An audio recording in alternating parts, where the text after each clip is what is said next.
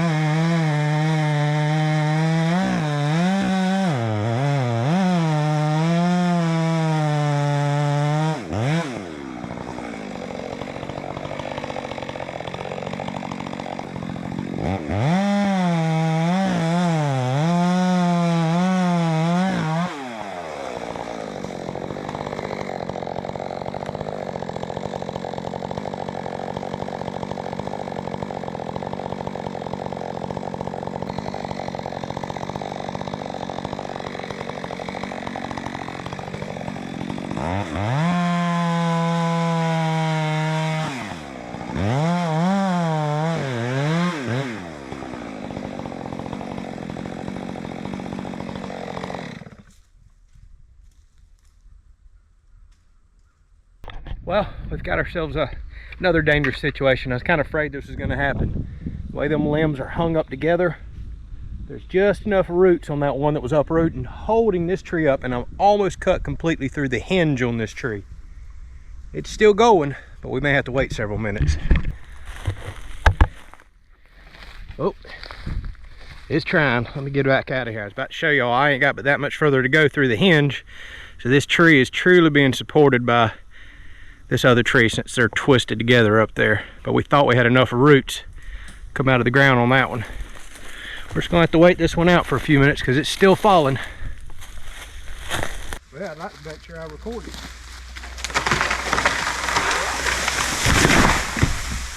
Good, we saved the road. We did save the road, all right. It finally went. But what I was afraid of, there's still so many roots in this leaner, it doesn't want to go. And now we're going to need to cut it down. And it's leaning so heavy, it's potentially going to do what's called a barber chair on me. So we're going to get creative with our cut over there. You can see we saved the road. That worked out great. We did lose some little trees over there. All right, so new game plan. This uprooted even more as expected. Camera doesn't show it, but it's up several feet. Heavy leaning that way. It's going to land on the other tree. That'll keep it off the road. But just to be safe, I am not going to do a face cut on this, especially with it being such a heavy leaner. We're kind of hoping some of the bark will hold on this side and just peel this down, not pop off the stump and potentially get the road. Now, when you got a heavy leaner like this, there is some concern of the backside blowing out and barber chairing. It'll want to, when you're cutting in, it'll want to split up the middle and potentially come out. That's a dangerous situation. The other thing you can do is try to plunge cut in the middle and then cut toward the back side. Oh, and I got to cut from this side, not my favorite side. I like to cut from the other side. That's the way the chainsaw's set up, but I can't escape that way. So I'm sure no matter how I cut this, all the professionals are going to tell me you did it wrong.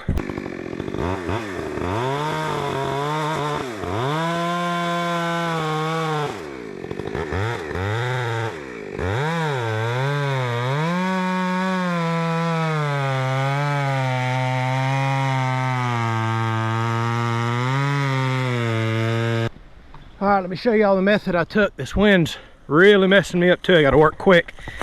I did the plunge cut method. Stabbed in the center of the tree. I'm cutting back because typically where a tree is gonna split is up the middle when it barber chairs. Well, I'm past that point now. I've left a little on the front because it's such a heavy leaner, or you could make a small face cut. So what's left on the backside now, that little bit, because I didn't cut all the way through, is called the trigger. So I'm gonna come on the backside now, hit that. This should pop and go. And now we no longer have the risk of splitting up the middle because we've done already cut through that.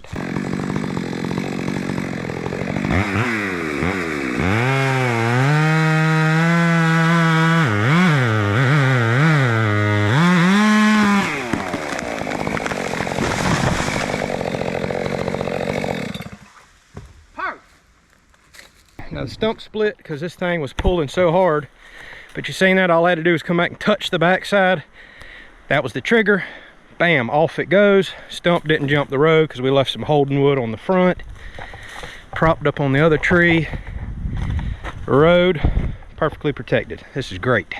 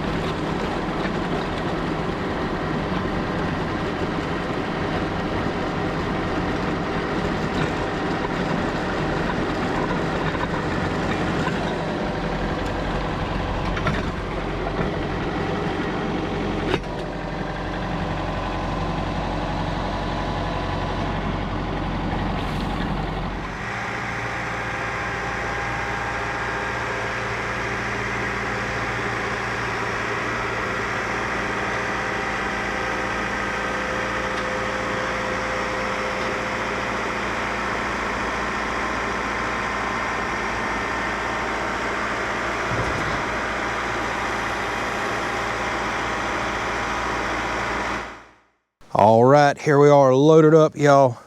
This grapple has been such a blessing to have, not only just for me, but for mom and dad. Man, we worked this tractor pretty hard today. Casey, if you still watch the content, buddy, appreciate you so much, y'all. Casey reached out to me a long time ago, met me via social media, had an old skid steer grapple, told me to come get it. He said, if you can modify it and fit your tractor and rebuild all the lines and everything, you can have it. Well, I went and got it, and that's exactly what we did. Y'all should check that episode out. And man, has it been so nice having that grapple. All right, so we're loading Dad up with firewood. This is just a tiny pile right here. Y'all have seen the other pile we've been working on. We'll walk down there in just a second. So he's gonna have to get after some firewood this year.